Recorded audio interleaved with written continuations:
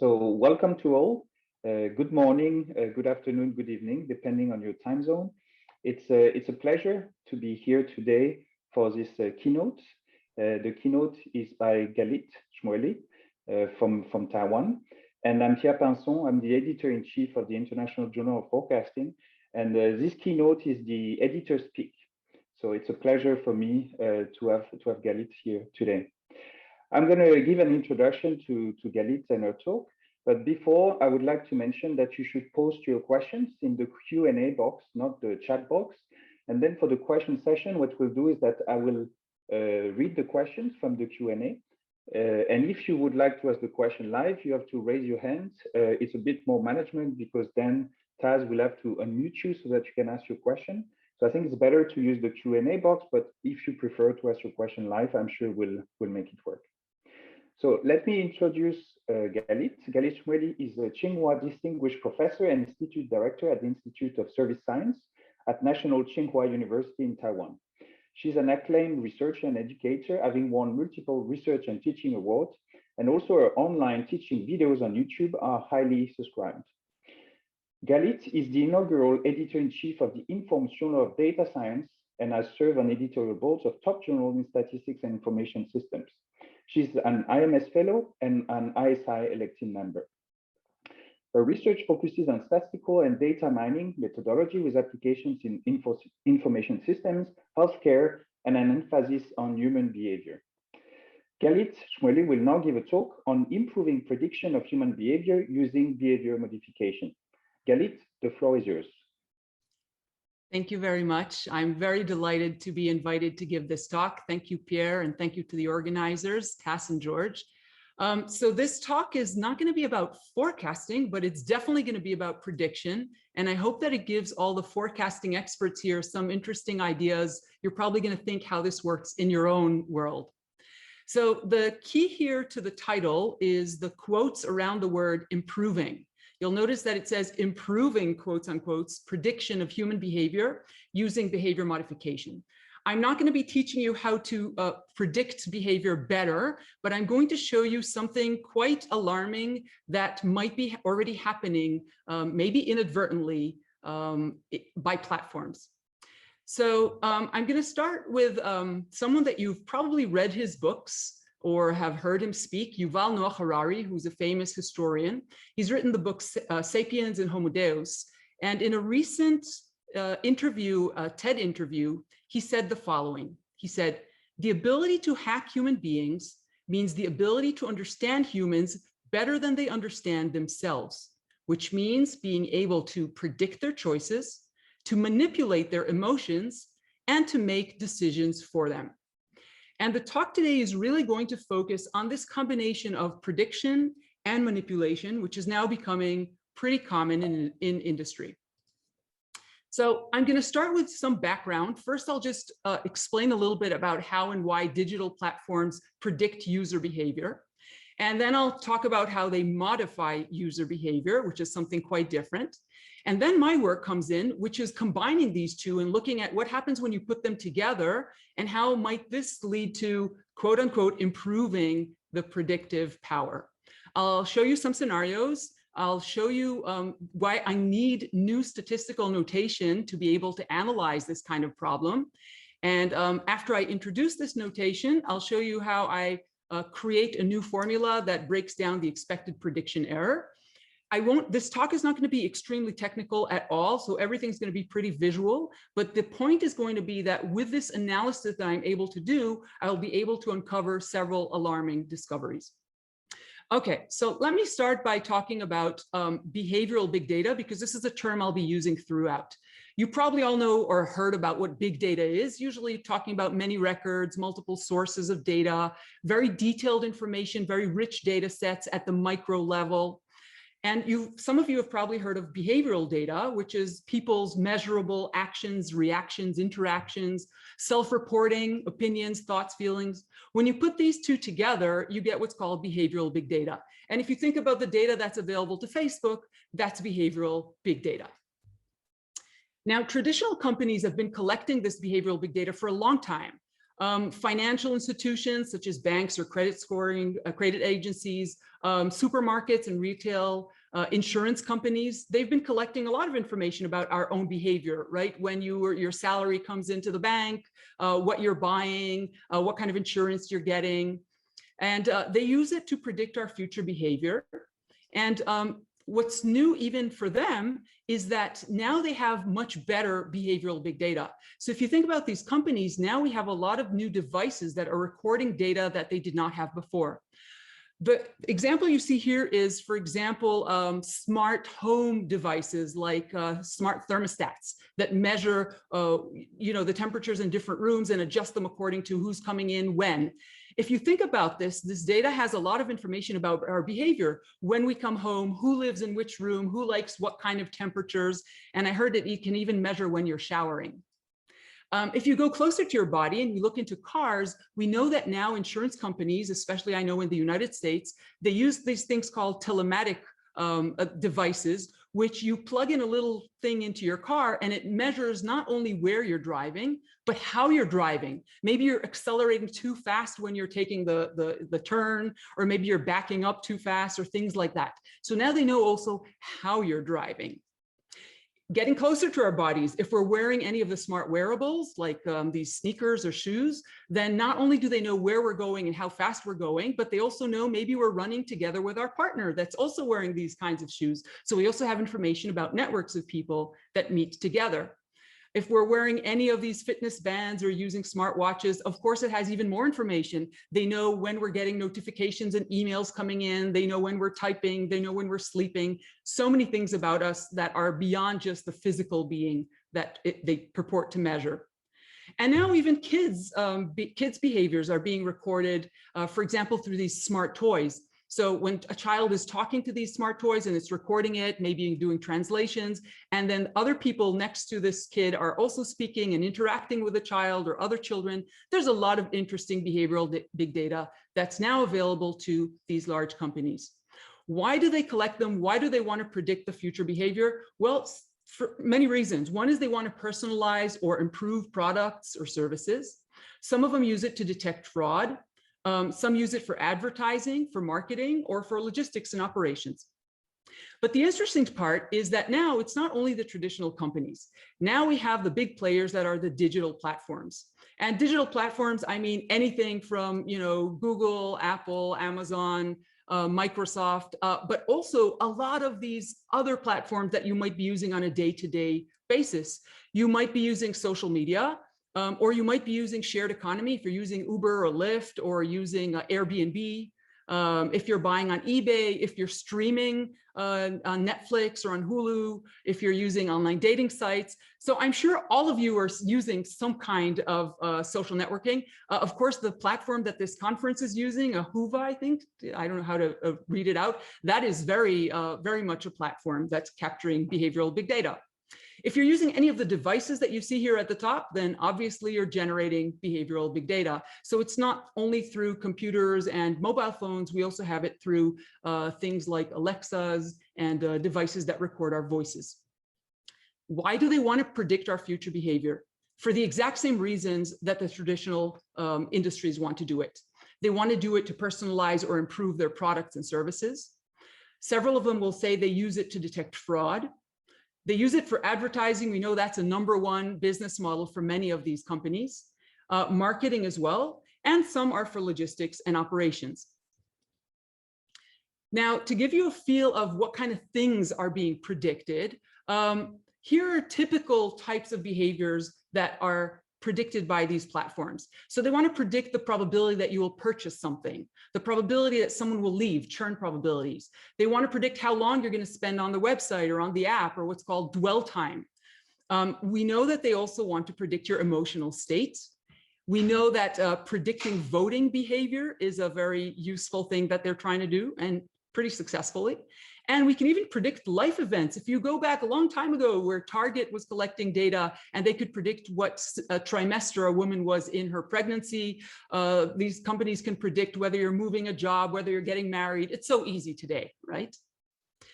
Here's an example of a type of tool that Google now sells predictions to advertisers. So it predicts users' behaviors and sells these predictions to advertisers. This thing called suggested audiences, you can see that they're selling things like likely first-time 7-day purchasers or likely 7-day churning purchasers. So within a certain period of time, how likely are you to purchase or churn? I'm going to come back to this example. This is something that's called a prediction product, and I'll get back to it later on. So as statisticians or as machine learning people, when we want to improve predictions, we know that, well, here's what to do. We usually build a predictive model that links a bunch of predictors. Here's the blue circle here to some kind of an outcome. So if I'm talking about cross-sectional data, but of course you can set it up as a time series if you want. And then once you estimate this model f of x, then I can deploy it to new records and then get y hats or get predicted user behavior.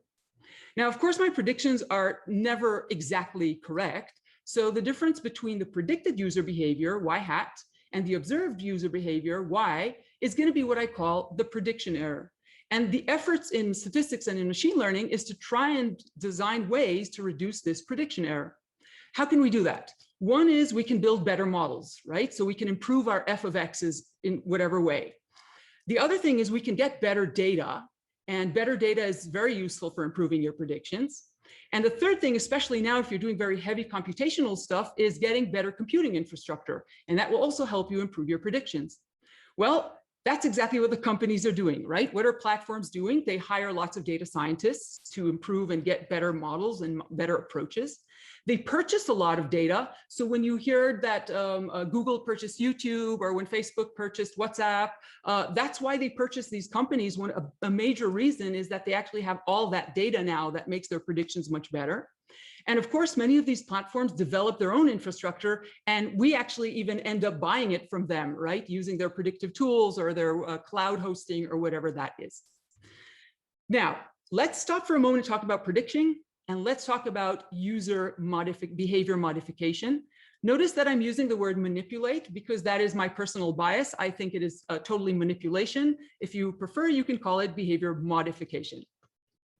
So these internet platforms use what's called behavior modification techniques together with their behavioral big data.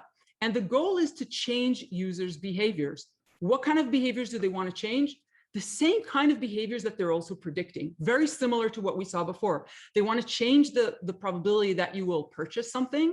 They want to lower the probability that you will leave. They want to make you stay longer on site. They want to trigger and change your emotional state. And there's a famous Facebook experiment that did that and showing that they can do it. They want to change voting behaviors. Maybe sometimes it's not the platform, but it's someone who's hacking or using the platform. And we know that they can also change our life events. Now, what is behavior modification? Behavior modification comes from psychology. And here's a textbook definition. Behavior modification is an intervention designed to enhance certainty by altering causal processes that regulate behavior. Notice one keyword is enhancing certainty, which means that we're going to modify behavior in a predictable way. But what's special about this is that this is hacking you through your lower brain. So this is usually through things that you're unaware of and you don't typically control. In a book called Hooked by Nir Eyal, he writes that companies must learn not only what compels users to click, but also what makes them tick. Habits are defined as behaviors done with little or no conscious thought. If you think about your phone and when you get a notification, the immediate thing that you'll do is you'll probably look at your phone and then you'll probably click on that notification, which will take you directly to the place that you were intended to go. And whatever is supposed to happen will most likely happen. So a lot of this is happening below our awareness in an automated fashion. Again, behavior modification came out of psychology. It was a whole behaviorist approach to try and improve human life. It was trying to help, whether it's the therapists or even individuals themselves, take hold of their life and kind of hack themselves to improve their life. Later on, the behavioral economists figured that out. So if you read the book Nudge or heard some of that, they figured out, oh, we can use these same techniques to try and drive policy. So we can make some things opt in versus opt out, change policies in that way. And more recently, another team of researchers and academics in a field who grabbed this are the human-computer interaction people. And these are the people who will design and train the people who will create the interfaces for all these apps and websites that we're seeing. So for example, BJ Fogg, a very famous professor at Stanford University, has coined the term persuasive technology, which means when you take these behaviorist types of techniques and integrate them into the digital form, then they're called persuasive technology. And there's a whole host of different techniques, things like tuning and nudging that put subliminal cues in the context, or herding and tunneling that manipulate and engineer the context. If you've ever been to Las Vegas and you've gone gambling, they actually use these kinds of techniques to lead you through carpets that will lead you directly to where you're supposed to be ending up and doing what you're supposed to be doing. Another important type of principle that's from behavioral modification is conditioning or reward schedules. So for example, we know that random reward schedules are much more addictive than if I give you rewards every fixed time. And that's why when you receive your notifications in kind of a random way, that's a lot more addictive. Think about your email coming into your inbox. For me, that's very addictive. Okay, so now we've talked about prediction, and we've talked about behavior modification. And the interesting thing to notice here is that the same platform has both of these capabilities. So now let me show you what happens when you have both of these capabilities, or what can happen. Now, where did all this come from? This whole work that I came up with came from reading a lot of things, which led me to a book by psychologist Shoshana Zuboff, a social psychologist from Harvard. She wrote the book called The Age of Surveillance Capitalism. It's a very thick book. It's really worth the effort of reading it. And in the book, she has this very interesting diagram that you see here on the right side. And she just says how platforms create these prediction products that are sold in behavioral futures markets. What does she mean? If you look at the picture here at the bottom, you have a lot of behavioral data that this platform is collecting and is using for internal purposes, for improving their products and whatever. But then there's a whole huge surplus of this data at the top, a huge amount of surplus, which they do not just sell the data to other companies because that's too valuable. What they do is they package this data into prediction products. And if you remember the example that I showed you earlier of Google creating these prediction products that they're selling to advertisers, that's an example. And then they sell these prediction products. Okay, so I was reading this book and I'm thinking in a statistician, predictive person type of mode. And first of all, the first thing that came to my mind, since I lived in Bhutan for a while and in India, was, wow, this really reminds me of this kind of a wheel of Dharma, if you've ever seen this before. But going a little forward, the idea here is that if you have better predictions, you have a more valuable prediction product, right? So it's worth more on the market. If I'm Facebook or if I'm Google and I'm trying to sell my prediction products and I'm competing against other platforms, the better my predictions, I can compete better and I can value my products better. So I said to myself, okay, well, what can they do about it? Well, we know all the traditional things that they're doing. They can improve their modeling and their methods. They can get better data. They can build more infrastructure. They're already doing that. But then all of a sudden, something dawned on me. And I said, hold on. The internet platform can actually use their behavior modification. They can take their modification capability and push users' behaviors towards their predictions, because they're also doing the predictions. Now, before you start processing this too much, let me give you 3 imaginary scenarios. Scenario number 1, suppose there's a political consulting firm that wants to reach out to people who are likely to vote for some candidates. And suppose that a platform wants to sell predicted vote for A scores. So how does the platform show its predictive capability? It's going to do 2 things. First, it's going to generate a bunch of vote for A scores for a bunch of their users. And then they're going to use behavior modification and push those users' behaviors towards the scores. So the result is that the platform will turn these voting predictions into voting realities. If someone gets a probability that's high for voting for A, then the platform will do everything it can to push that user towards voting to A. How can you do that? Well, you can share different kinds of ads and news and befriend people and send friend recommendations. You can do all kinds of things that will lead you to do to vote in a certain way. Here's a second imaginary scenario. Suppose now we have an insurance company, and the insurance company wants to acquire new customers, but they really want to avoid high-risk ones. So they're going to go to a platform, and the platform is going to try and sell them predicted risk scores.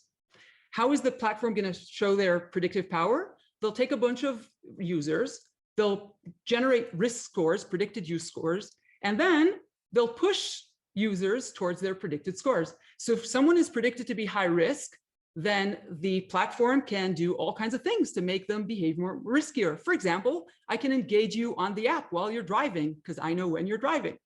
I can promote all kinds of alcoholic drinks at inappropriate times. I can do all kinds of things that will promote you to do risky things. So at the end, you get the same result here, where basically the platform makes these high-risk users into high-risk realities.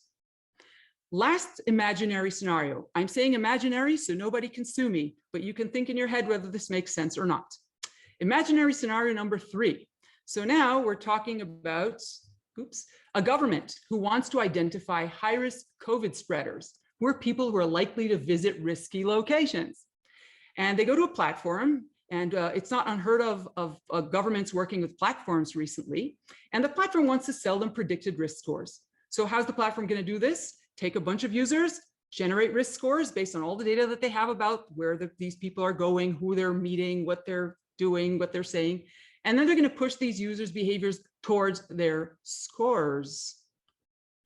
So now you're turning high-risk scores into high-risk realities again. 3 scenarios. In short, the strategy is like this. The platform improves their prediction using 2 steps. Step 1, you generate predictions using your behavioral big data, just the normal way that we would think they would generate those predictions. But step 2 that follows this is the trickier part, and that's the one where they actually push the user's outcome towards the predicted value, because now I actually know the predicted value. I showed you before what was the data mining or statistical or predictive approach to improving prediction, but now let me show you how a behavior modification person would think about this. So the behavior modification person thinks about the user's mental state, and they need to modify the user's mental state. So the behavior modification approach takes and designs the platform to manipulate its behavior so that it affects the user's mental state, which in turn pushes the user's observed behavior towards its predicted behavior. And you end up with very small and nice prediction errors. So it looks like you've predicted really well. Give me your RMSE, and I think that you've done a great job. Now, some of you are probably pondering, why would a platform do this? So I was also wondering, and I've tried to read literatures in all kinds of areas that look at platform behavior, and I found some interesting results. So first of all, in media studies, there's a book by a famous media theorist called Douglas Rushkoff called Team Human. And in it, he writes, the better the platform does at making Mary conform to her algorithmically determined destiny, the more the platform can boast both its predictive accuracy and its ability to induce behavioral change. In a totally different area, I went and found an interesting book by a professor of law, Frank Pascal at University of Maryland. He wrote a book called The Black Box Society. And in an interview at The Intercept, he said the following: Facebook's behavioral prediction work is eerie, and he worries how the company could turn algorithmic predictions into self-fulfilling prophecies, since once they've made this prediction, they have a financial interest in making it true. Third, if you look at the computer science field, a very famous computer scientist, Stuart Russell at Berkeley, has written an interesting book called Human Compatible that talks about AI. It's a very, all these books are highly recommended.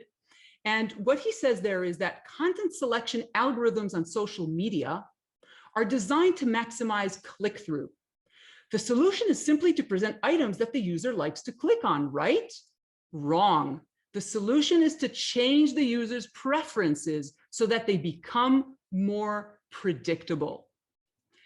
So the bottom line is that the platform has financial incentive, and also we know it has the technical capability to do it. So then people say, but come on, do you think platforms are really doing this? Do you think Mark Zuckerberg is sitting up there and saying, let's do behavior prediction? Well, here's the answer. I don't really have evidence. I don't work inside a platform, but I think that this really might be happening inadvertently because of how algorithms are being used now on platforms. Specifically, platforms are now using something called reinforcement learning that combines both prediction and behavior modification. If you know a little bit of machine learning, we have supervised learning and we have unsupervised learning, but then there's this third paradigm called reinforcement learning. Whereas the supervised and unsupervised just use passive data that you collected. In reinforcement learning, you collect data and then do something and then collect the feedback. So you have a whole feedback loop that's happening right there.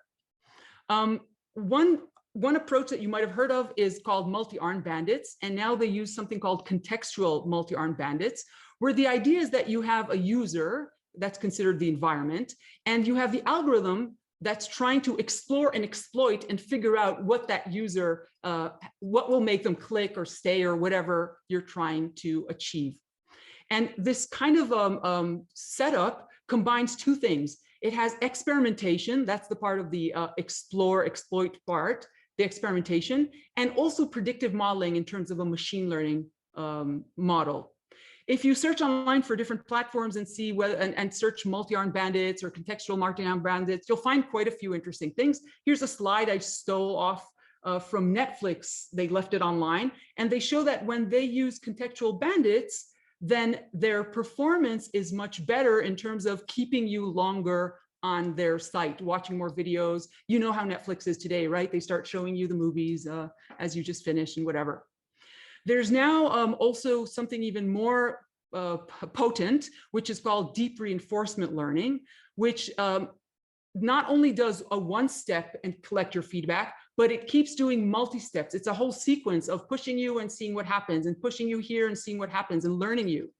And it came originally from these agents that were supposed to learn how to play games like chess and Go. So that was the environment. But now the environment is a person, is the user, and the agent is trying through these Markov chains to learn and figure out what to do. It has a set of rewards and it has states.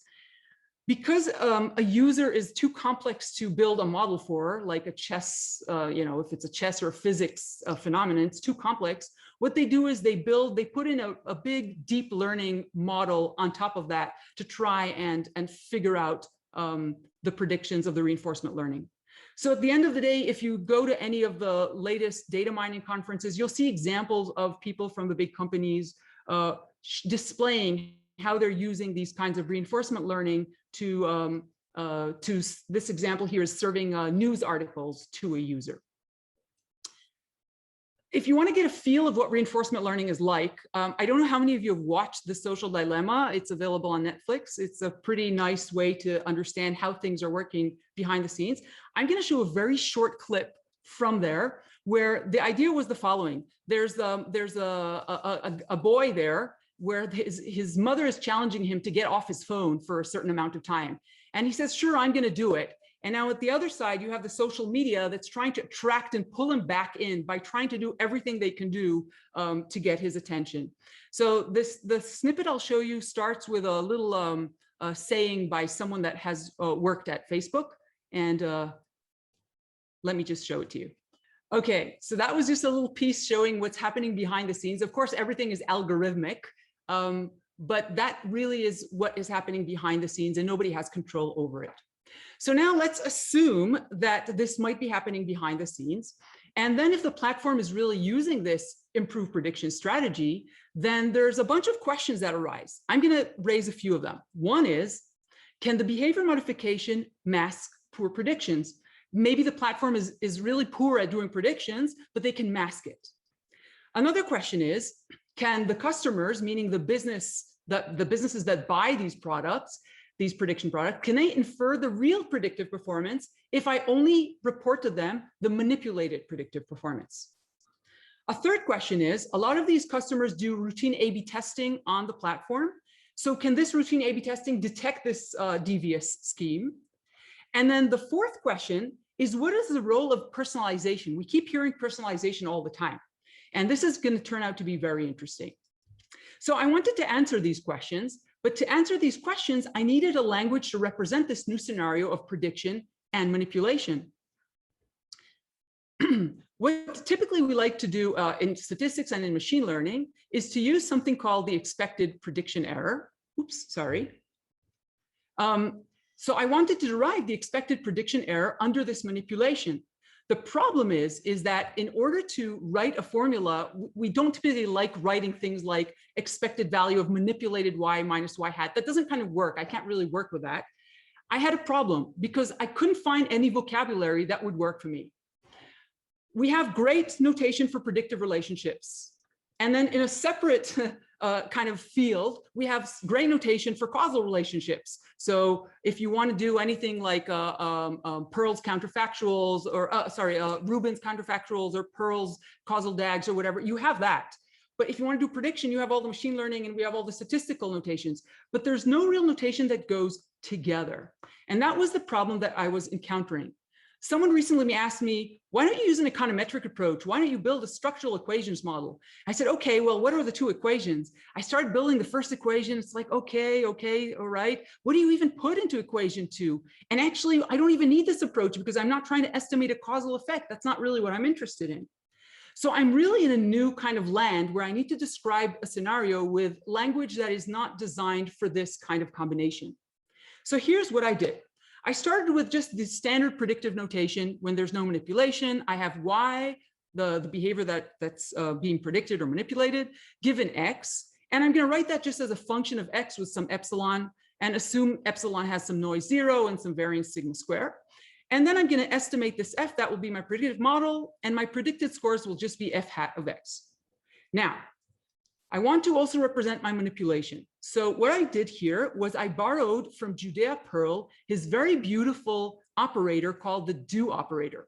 And what the do operator does is it tells you that the variable that's inside the brackets of those do is something that you can manipulate or intervene on, as opposed to something that doesn't have the do, which is something that you can observe. So it's an observed variable versus a variable that you can intervene on.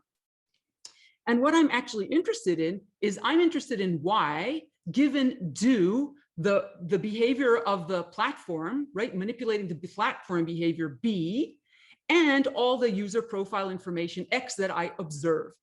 And I can write this as just a function g, it doesn't even have to be the same as f, of do of b and x.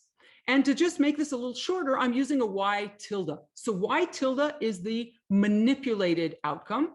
And you can see that it has a function here of g and of epsilon tilde, which is also manipulated. And epsilon tilde is going to be pretty interesting. So again, I'm going to assume epsilon tilde has a variance of sigma squared tilde, means suppose it's 0.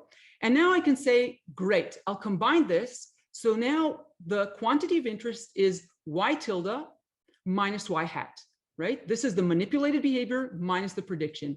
And let me go and try and analyze how to break down this into its components. If you remember the image I showed you earlier on, then y tilde is this green behavior that I pushed, and do of b is right here. Notice that I am manipulating not y, it's not do of y.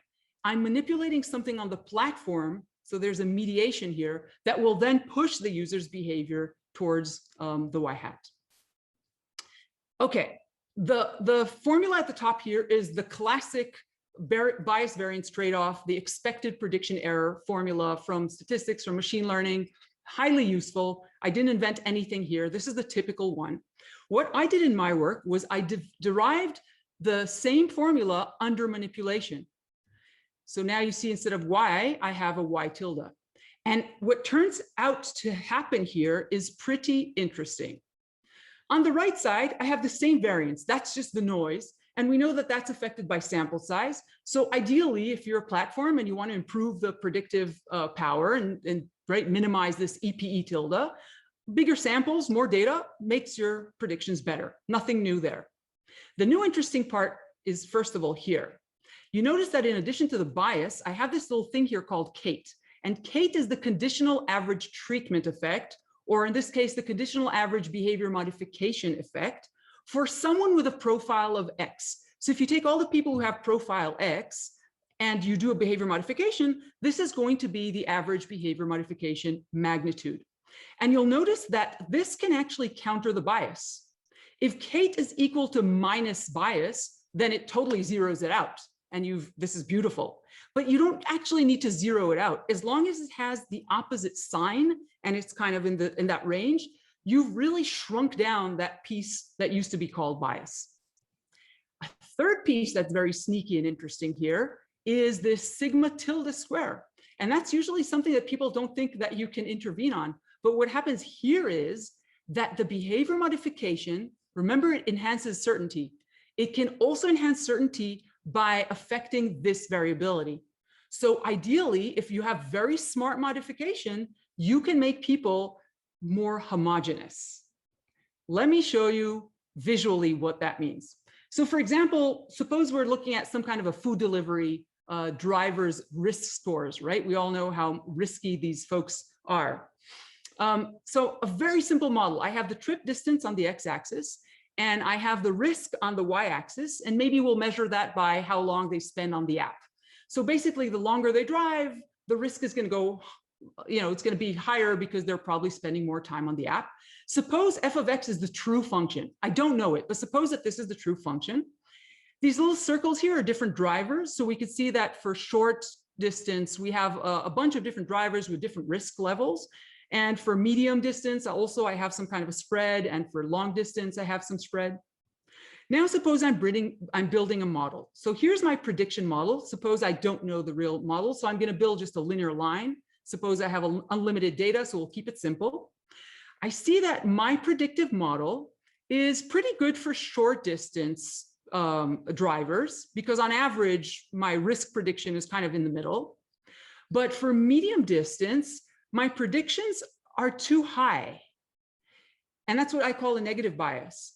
And for long distance, my prediction, these little X's here, are too low. So my behavior modification here would be to not touch the short distance drivers, but to actually push the medium distance drivers up, make them a little more risky, keep them on your app, send them all to all kinds of places, and take the long distance drivers and push their risk a little bit lower. And now my model looks so much better. This is only playing with a bias. That's that Kate thing that I showed you before. But if you have a really smart behavior modification, and if it's really personalized and working well, you can do even better. You can also shrink these dots. So now you're not only pushing things up or down, but you're also shrinking them towards your prediction. And this is the effect of that sigma hat tilde that I showed you before. So with this formula, what's interesting is that you can answer all these questions that I was asking before. So number one was, can behavior modification mask poor predictions? And the answer is absolutely. We saw in this new EPE tilde, sorry, a tilde is missing here, an EPE tilde formula, that we can use this bias here to very nicely mask how well you're predicting. The second question was, if I only give the customers who buy my predictions, I only give them the manipulated RMSE, okay, their predictive power, can they reverse engineer and figure out what was the original one? And if you look at the two formulas without and with manipulation, you'll notice that there are too many things here that they would have to estimate. Some of them are nearly impossible to estimate. Things like, bias are extremely hard to estimate. And of course, Kate might be able to estimate if you are the platform itself, and you would have to estimate it separately for every possible profile X. So I think it's very unlikely that the customer can reverse engineer and figure out what would have been the predictive behavior had the platform not used the behavior modification. A third question is, many of these customers run routine A/B testing on the same platform. Could they figure it out? The bad news is no, because when you're randomizing it according to whatever you're interested in, you've just made all my behavior modification look equal for groups A and group B. So there's going to be no difference between them. You're not going to see that. It's masked by your own randomization. And the fourth question was, what is the role of personalization? And the interesting answer here is that it has a dual role. First of all, You can personalize the predictions, right? The first step is you actually generate predictions using the behavioral big data. And the better your prediction is, then the less modification you will actually need. So it is worth investing in all the standard approaches for making our predictions better. But you can also cover up. So if you use personalization at the behavior modification step, and you can do all kinds of things to personalize. You don't only need to personalize the content, you can even personalize the design. You can personalize the reinforcement type. So some people will be more affected by time pressure, and other ones, when you tell them 5 of your friends have just purchased this, or 3 more hotels are in that pool. So you can actually personalize a lot of these different things in order to improve your prediction. So personalization plays a double role. And I'll remind you, this is what Stuart Russell was saying: change the user's preferences so that they can become more predictable. Now, if we're worried about the business customers being tricked, then I hope we also remember the end data subjects here, who are typically us. And of course, this raises a lot of moral concerns. Behavior modification in general is very problematic. It started out with a good intention from psychology for improving human life and society. But now, if you're using this in this combination of predict and modification, then we're making users conform to algorithmically determined destinies without our knowledge or consent. And optimizing the platform's commercial interest is going to be at odds many times with well-being. I showed you, platforms pushing users to becoming more risky. The only cool part here is that a statistical approach can uncover these implications. And I think that's a very interesting point. So let me just conclude. Internet platforms now combine a dual power. They can predict and they can modify behaviors. And this is new. The imaginary scenarios that I showed you, you can decide if they're imaginary or not, but they are potentially not imaginary. The approach that I showed you, I could not find it anywhere in the statistics or the machine learning literature, most likely because prediction lives in one part of our world, and design of experiments and interventions lives in a different part of the world, and they even have different notations, so that when I tried to put things together, I had trouble, and I needed to introduce technical vocabulary that will bring them together. I chose to use Perl's do operator. Perhaps there are other ways to do this, but I found the do operator to be a very elegant and very clear way of conveying what is going on. This combination of vocabularies, I think, is going to be useful beyond this scenario that I'm showing you here of platforms combining prediction and behavior modification. There are other kinds of strategies that are used in the world. For example, uplift modeling, if you're in marketing, that's very popular, where you predict and manipulate. So if you have in mind any kind of these combinations, I think this vocabulary might be useful to you for describing it. And finally, I've shown you that this kind of strategy has serious implication both for the platform customers who buy predictions and actually can be very tricked, as well as for users or the data subjects whose data is being predicted and manipulated. So I'll stop here and hope to have interesting questions and discussions. Thank you very much. Thank you very much, Galit, for a very nice and thought-provoking talk. I think you made a very, very good point here, and I'm sure all the attendees would agree with me with that. That was very clear, and that was a very good message. So now is the time for questions. So you're all welcome to put questions in the Q&A, or you're welcome also to raise your hands, obviously, and we'll give you the word. I will start with one question that appeared in the Q&A, and you kind of went there on and off, and a bit more towards the end of your talk. But someone, so Valentin Zelenyuk, asked a question, and he said maybe you should have been more clear earlier on. Another important question is whether it is ethical or not, all these behavior modifications. And I think maybe you can develop a bit more what you were saying towards your second last slide. Okay, so whether it's ethical to manipulate people's behavior, the platforms did not invent this. Think of marketing, the whole field of marketing, the whole field of advertising. There's so many industries, age-old industries that have been doing this for a long time. Our behavior is manipulated all the time. But what's new here is that it's at a massive rate on these technologies that have very strong networked effects that were not there before. We cannot even learn about what's going on behind the scenes. And that's why there's more and more regulation happening, especially coming out of Europe with the GDPR and now the new AI initiative. There is more and more regulation beginning to look at these kinds of issues. Ethical, legal, these are all excellent questions. And I agree that these are questions that, I mean, for me, it feels very uncomfortable, but you have to also stay kind of open-minded as a scientist, because if I just dismiss all this and say, it's unethical, I don't want to look at this, then I've actually lost the opportunity to identify what it's doing. So that's why I try to show you what's happening, to alarm you just a little bit, but not to alarm you too much, so that you can still kind of use the derivations and the useful information that we can get out of it. Yeah. So thanks very much for this answer. I totally agree with what you say. I think we have to accept that it is happening. And then us as scientists, it's our role somehow to understand, you know, what's going on, what is hopeless, as you were saying, maybe to estimate and I would say assess, and what we could actually do maybe to be more transparent and better in the future. It could be policymakers, it could be scientists, it could be many type of people who act on this kind of new knowledge you could bring for us. So thanks a lot for that. We have another question by Nikki Kamp saying, thanks a lot for the interesting presentation. I'm not the only one to find it very interesting. Is there maybe a limit to personalization, in example, in terms of computational complexity? The more users the platform has, the more personalized measures must be undertaken and identified, especially when we think about real-time personalization. So what do you think about that?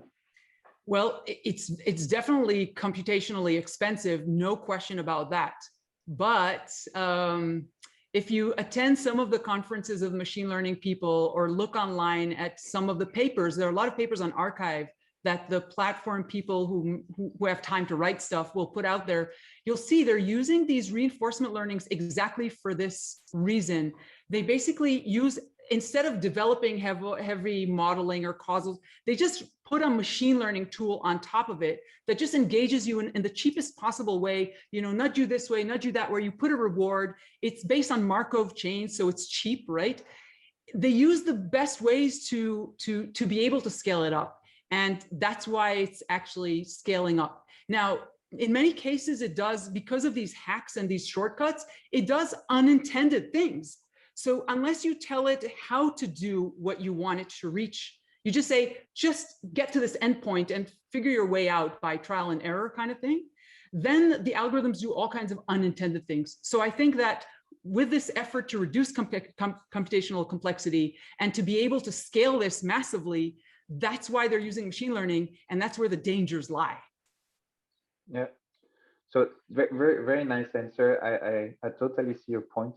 Now I see two questions by Ben Samuts and Robert Fildes. I think we could actually merge these two questions. I see them going in the same direction.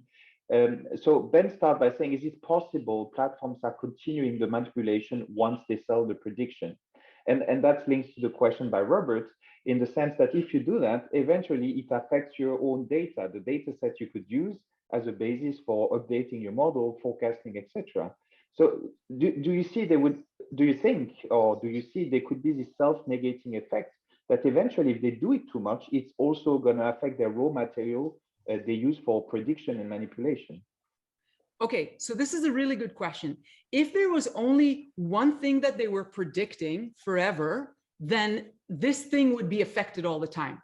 But if you think about selling a prediction product right now to this insurance company, I won't necessarily continue manipulating those people in the same way later on. Why would I want to do that? So I might be manipulating something else later on or predicting something else. So I personally think that they're not going to be sticking to one specific thing, but the prediction products will guide what they need to predict in order to sell the product, but then afterwards, not necessarily. And you're asking great questions. I think this combination of things where what you're predicting, what the platform is doing, the modification the platform is doing, sometimes it's in line with what the the customer wants, right? If you're pushing me towards purchasing something and that's what the customer wants, you'll say, oh, what's the problem then, right? No problem. The problem arises more when you're predicting risk, because usually the customer is not interested in making things more risky. So that's when things become a little troublesome. And also, again, I think that the key in this story is that there's this two-step. First, you make your prediction, and then you push the user. The minute you start bringing a prediction afterwards and user, and then it's kind of a different story. So these are all great questions. Which, by the way, a short comment on my side, then regarding your notation, you just said it yourself. For me, the right notation is do of B given Y hat, right? Because as you said, it's based on your forecast that you're going to do the do of B. So talking about notation, I don't know if it's a good suggestion or not, but at least in the message, I agree with you. It's given Y hat, the do of B. All right. Yes, that's great. That's a great comment. Thank you. No problem. So Nikos Koanses wanted to add to Robert's comment that GDPR will precisely mask this diversity, and that usage statistics demonstrate that there is a dent to data collection in Europe. So I think it was more of a comment than a question, and that builds on what we were just saying.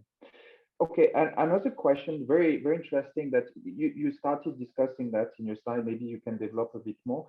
A question by C.K. Leong. Since Kate of X is difficult to estimate without access to the platform data, how can such manipulation be uncovered? That's the million-dollar question. And that's, that's the problem that I'm facing with convincing editors of management journals to believe me. They say, do you have evidence that it happens? It's really hard. It's really hard to convince them that it's happening. I mean, I think the fact that it can happen is already sufficient. If a platform has the ability to do it, then they should not have the ability to do it, because we see what could be the consequences. Even if someone is not malicious, the minute you put machine learning together in this whole system, and like I showed you in the video, even the data scientists don't know what's going on behind the hood, then you have to sort of say, this is too dangerous, we can't do it. Even if they're not doing it, how can we find if it's happening or not? How can you find if it's actually happening or not? I guess the only way is to go into the platform, turn off their behavior modification for a day, and then compare it to the non, but go find a friend that will do that for you. Wouldn't it be possible to cast that in a learning in games kind of environment and say it's a game of the platform versus, I don't know, a population? We define an action space for the platform potentially. And then again, your null, you can define a null maybe, and say, we have to reject the null, which is that the platform didn't act based on the information and the way the game was defined, right? Do you see what I mean now? That's a good question. I mean, I'm thinking about it in terms of like a counterfactual, just basically tell me what would have happened if they turned it off. But I guess you're thinking of it, you're formulating it in a slightly more game theory way. But I think at the end of the day, you just need to have a counterfactual. And the EPE manipulated and the EPE non-manipulated basically shows you what would happen with and without. So if you turn it off and you get the same number for your EPE, then you know that nothing is being manipulated. It's kind of is right. That's the answer. Otherwise, it's an even smarter manipulation that you've made your manipulation in a way that you couldn't be detected, right? Well, I mean, I think if people are becoming more predictable, just like Stuart Russell was saying, if people are becoming more and more predictable, if you feel yourself becoming more predictable, right? You used to do things in different ways, and all of a sudden you keep doing things in the same way. That's kind of a trigger. And I think someone in the questions before was saying that indeed the GDPR is making us more predictable because it's removing the options for the companies to do some things. That's an interesting thought I didn't think about. Yeah, very nice. Another question by Ben Samet. Further question: if platforms don't keep pushing the users towards the prediction, won't companies realize the predictions were off? Then the company would stop using the product. Absolutely. And in fact, if you look online, there's some really big companies, I think it's P&G is one of them, if I remember correctly, that figured out a few years ago that all the money that they're investing in advertisements on Facebook was actually more spending than what they were making, and they just cut it and figured out that they're making more money. Now, maybe prediction products have gotten better today, but definitely this is something that some companies notice, and their way to figure it out is to go offline.